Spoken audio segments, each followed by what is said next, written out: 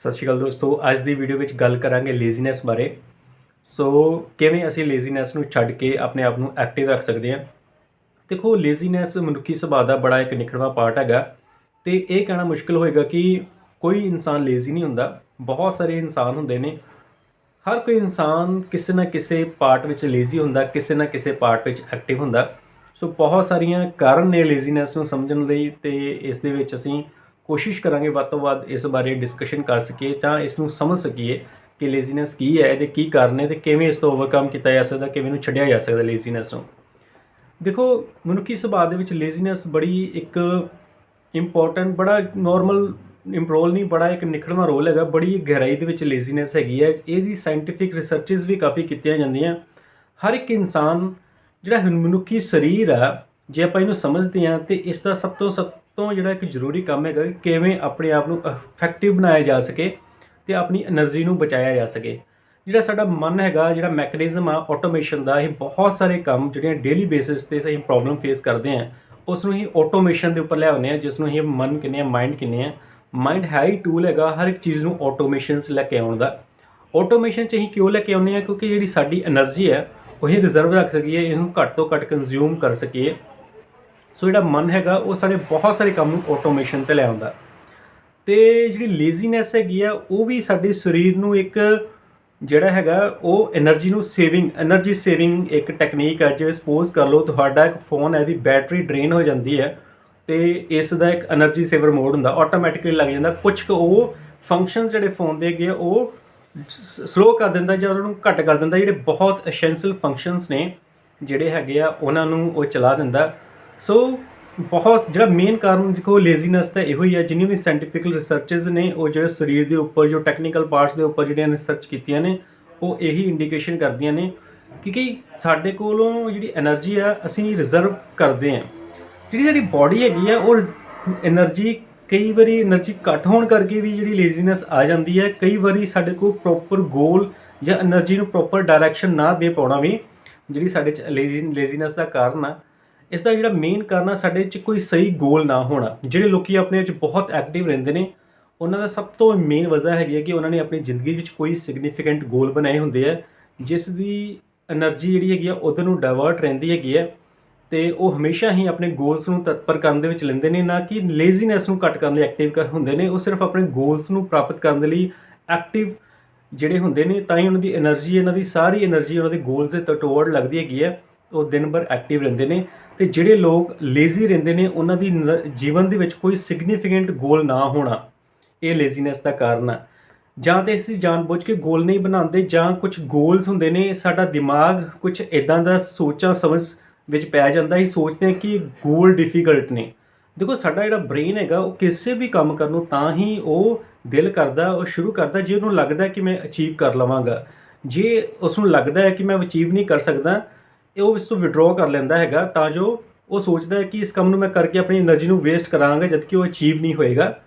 ਤੇ ਜਿਹੜੇ ਲੋਕ ਲੇਜ਼ੀ ਹੁੰਦੇ ਨੇ ਉਹ ਜਾਂ ਤਾਂ ਉਹਨਾਂ ਦੇ ਲਾਈਫ 'ਚ ਕੋਈ ਗੋਲ ਨਹੀਂ ਹੁੰਦਾ, ਜਾਂ ਉਹ ਬਹੁਤ ਵੱਡੇ ਵੱਡੇ ਗੋਲ ਜਿਹੜੇ ਲੋਕਾਂ ਨੂੰ ਕੰਮ ਕਰਦੇ ਦੇਖਦੇ ਉਹ ਖੁਦ ਦੇਖਦੇ ਆ ਕਿ ਆਪਣੇ ਮਾਈਂਡ ਵਿੱਚ ਕੁਝ ਕੈਲਕੂਲੇਸ਼ਨ ਕਰ ਬੈਠਦੇ ਆ ਕਿ ਏਡੇ ਵੱਡੇ ਗੋਲ ਹੈਗੇ ਉਹ ਅਚੀਵ ਨਹੀਂ ਕਰ ਪਾਉਣਗੇ।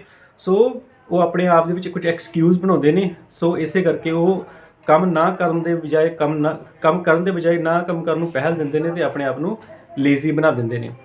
ਉਹਨਾਂ ਲੋਕਾਂ ਲਈ ਇਹੋ ਹੀ ਇੱਕ ਐਡਵਾਈਸ ਹੈਗੀ ਹੈ ਕਿ ਜੇ ਕੋਈ ਤੁਹਾਡੀ ਲਾਈਫ ਦੇ ਵਿੱਚ ਗੋਲ ਹੈ ਨਹੀਂ ਹੈ ਤੇ ਆਪਣਾ ਗੋਲ ਨੂੰ ਜ਼ਰੂਰ ਬਣਾਓ। ਤੇ ਬਹੁਤ ਵੱਡੇ ਗੋਲ ਨਾ ਬਣਾਓ, ਛੋਟੇ ਗੋਲ ਬਣਾਓ।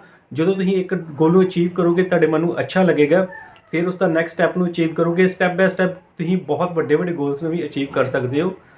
ਤੇ ਜੇ ਤੁਹਾਡੀ ਗੋਲ ਤੁਸੀਂ ਦੇਖ ਕੇ ਘਬਰਾਉਂਦੇ ਹੋ ਤਾਂ ਹਮੇਸ਼ਾ ਹੀ ਸ਼ੁਰੂਆਤ ਕਰੋ।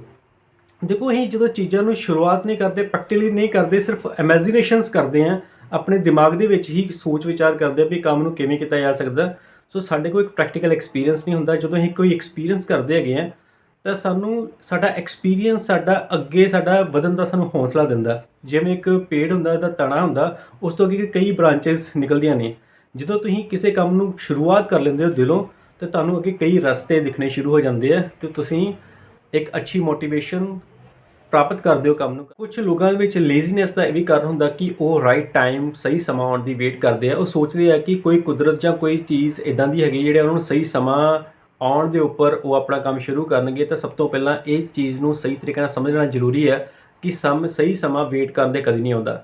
ਜੇ ਕੋਈ ਸਮਾਂ ਆਉਂਦਾ ਹੈਗਾ ਤੇ ਕੁਝ ਕੰਮ ਕਰਨ ਤੇ ਆਉਂਦਾ ਹੈ, ਤੇ ਜਦੋਂ ਤੁਸੀਂ ਆਪਣੀ ਜ਼ਿੰਦਗੀ ਦੇ ਵਿੱਚ ਕੁਝ ਕਰਨਾ ਹੈ, ਜੋ ਵੀ ਤੁਸੀਂ ਆਪਣੀ ਜ਼ਿੰਦਗੀ ਦਾ ਕੰਮ ਲਿਖਿਆ ਉਸ ਨੂੰ ਕਰਨਾ ਸ਼ੁਰੂ ਕਰ ਦਿਓ। ਜੋ ਵੀ ਰਿਸੋਰਸਿਸ ਤੁਹਾਡੇ ਕੋਲ ਅਵੇਲੇਬਲ ਹੈਗੇ ਆ ਉਸ ਨੂੰ ਧਿਆਨ 'ਚ ਰੱਖਦੇ ਹੋ, ਉਹਨੂੰ ਕਰਨਾ ਸ਼ੁਰੂ ਕਰ ਦਿਓ, ਤਾਂ ਤੁਹਾਨੂੰ ਰਾਸਤਾ ਤੁਹਾਡੇ ਪਹਿਲੇ ਸਟੈਪ ਲੈਣ ਤੋਂ ਹੀ ਜਿਹੜਾ ਹੈਗਾ ਉਹ ਮਿਲੇਗਾ। ਸੋ ਕਹਿੰਦੇ ਨੇ ਸਭ ਤੋਂ ਪਹਿਲਾਂ ਸਟੈਪ ਲੈਣਾ ਹੀ ਮੁਸ਼ਕਿਲ ਹੁੰਦਾ, ਕਿਉਂਕਿ ਅਸੀਂ ਆਪਣੀਆਂ ਸੋਚਾਂ ਦੇ ਵਿੱਚ ਇੰਨੇ ਗਵਾਚੇ ਹੁੰਦੇ ਆ ਕਿ ਸਾਨੂੰ ਸਮਝ ਨਹੀਂ ਆਉਂਦੀ ਕਿਵੇਂ ਸਟੈਪ ਲਈਏ। ਜੋ ਵੀ ਤੁਹਾਡੀ ਸਮਝ ਤੁਹਾਡੇ ਕੋਲ ਹੈਗੀ ਹੈ ਉਸ ਨੂੰ ਦੇਖਦੇ ਹੋਏ ਤੁਸੀਂ ਆਪਣਾ ਪਹਿਲਾ ਸਟੈਪ ਲਓ, ਤਾਂ ਜ਼ਿੰਦਗੀ ਦੇ ਵਿੱਚ ਹਮੇਸ਼ਾ ਹੀ ਤੁਹਾਨੂੰ ਕਾਮਯਾਬੀ ਮਿਲੇਗੀ ਤੇ ਤੁਸੀਂ ਜਿਹੜਾ ਹੈਗਾ ਕਿਸੇ ਨਾ ਕਿਸੇ ਮੰਜ਼ਿਲ ਤੇ ਜ਼ਰੂਰ ਪਹੁੰਚ ਜਾਓਗੇ।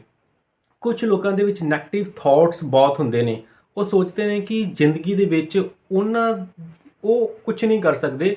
ਜੇ ਕੁਝ ਲੋਕੀ ਕਰ ਰਹੇ ਨੇ ਸ਼ਾਇਦ ਉਹਨਾਂ ਦਾ ਕੋਈ ਲੱਕ ਹੈਗਾ। ਦੇਖੋ, ਸਭ ਤੋਂ ਪਹਿਲਾਂ ਇੱਕ ਕਲੀਅਰ ਗੱਲ ਕਰਨ ਦੀ ਜ਼ਰੂਰਤ ਹੈ ਕਿ ਲੱਕ ਜ਼ਰੂਰ ਹੁੰਦਾ ਹੋਏਗਾ, ਪਰ ਜਿਹੜੇ ਲੋਕੀ ਕੰਮ ਕਰਦੇ ਲੱਕ ਉਹਨਾਂ ਲਈ ਹੀ ਵਰਕ ਕਰ ਪਾਉਂਦਾ। ਜਿਹੜੇ ਲੋਕੀ ਸਿਰਫ ਵਿਹਲੇ ਬੈਠੇ ਰਹਿੰਦੇ ਨੇ, ਸੋਚਦੇ ਰਹਿੰਦੇ ਨੇ, ਉਹਨਾਂ ਦਾ ਲੱਕ ਜਿਹੜਾ ਹੈਗਾ ਉਹ ਕਦੀ ਵੀ ਉਹ ਵਰਕ ਨਹੀਂ ਕਰ ਸਕਦਾ। ਸੋ ਸਭ ਤੋਂ ਪਹਿਲਾਂ ਆਪਣਾ ਕੰਮ ਜਿਸ ਵੀ ਲੈਵਲ 'ਤੇ ਤੁਸੀਂ ਹੈਗੇ ਹੋ ਉਸ ਨੂੰ ਸ਼ੁਰੂ ਕਰ ਲੈਣਾ ਚਾਹੀਦਾ ਹੈਗਾ, ਅਤੇ ਤੁਹਾਡੇ ਜਿਹੜੇ ਹੈਗੇ ਆ ਜ਼ਰੂਰ ਤੁਹਾਨੂੰ ਆਪਣੀ ਐਨਰਜੀ, ਦੇਖੋ ਕੁਝ ਕਰਨ ਤੋਂ ਬਾਅਦ ਹੀ ਐਨਰਜੀ ਮਿਲਦੀ ਹੈਗੀ ਹੈ। ਜਦੋਂ ਤੁਸੀਂ ਕੰਮ ਕਰਨਾ ਸ਼ੁਰੂ ਕਰ ਦੋਗੇ ਤੁਹਾਡੀ ਐਨਰਜੀ ਜਿਹੜੀ ਕਿ ਤੁਹਾਨੂੰ ਮਿਲਣੀ ਸ਼ੁਰੂ ਹੋ ਜਾਏਗੀ। ਤੁਸੀਂ ਹਮੇਸ਼ਾ ਹੀ ਜਿਹੜਾ ਹੈਗਾ ਅੱਗੇ ਵੱਧਦੇ ਜਾਓਗੇ।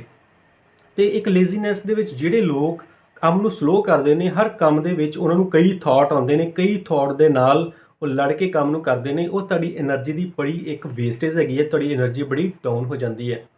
ਸੋ ਉਹਨਾਂ ਲਈ ਇੱਕ ਸੁਜੈਸ਼ਨ ਹੈਗਾ ਕਿ ਆਪਣੇ ਕੰਮ ਨੂੰ, ਜਿਹੜੇ ਕੰਮ ਤੁਸੀਂ ਡੇਲੀ ਬੇਸ 'ਤੇ ਕਰਦੇ ਹੋ ਉਸ ਨੂੰ ਫਾਸਟ, ਉਹਦੇ 'ਚ ਐਫੀਸ਼ੀਐਂਸੀ ਫਾਸਟ ਕਰਨਾ ਸ਼ੁਰੂ ਕਰ ਦਿਓ। ਉਹਦੇ 'ਚ ਡੇਲੀ ਬੇਸਿਸ 'ਤੇ ਐਫੀਸ਼ੀਐਂਸੀ ਨੂੰ ਗੇਨ ਕਰਨਾ ਸ਼ੁਰੂ ਕਰੋਗੇ ਤਾਂ ਤੁਸੀਂ ਵੇਖੋਗੇ ਕਿ ਤੁਸੀਂ ਉਸ ਕੰਮ ਦੇ ਵਿੱਚ ਪਰਫੈਕਟ ਹੁੰਦੇ ਜਾਓਗੇ।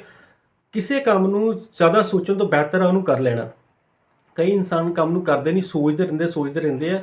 ਉਸ ਸੋਚਣ ਦੇ ਵਿੱਚ ਬਹੁਤ ਸਮਾਂ, ਜਿਹੜਾ ਕੰਮ ਬਹੁਤ ਛੋਟਾ ਹੁੰਦਾ ਉਹਨੂੰ ਸ਼ਾਇਦ 1 ਮਿੰਟ ਹੀ ਨਹੀਂ ਲੱਗਦਾ, ਲੇਕਿਨ ਉਹਨੂੰ ਕਰਨ ਨੂੰ ਸੋਚਣ ਲਈ ਉਹ ਘੱਟੋ ਘੱਟ 10-15 ਮਿੰਟ ਵੇਸਟ ਕਰ ਦਿੰਦੇ ਆ।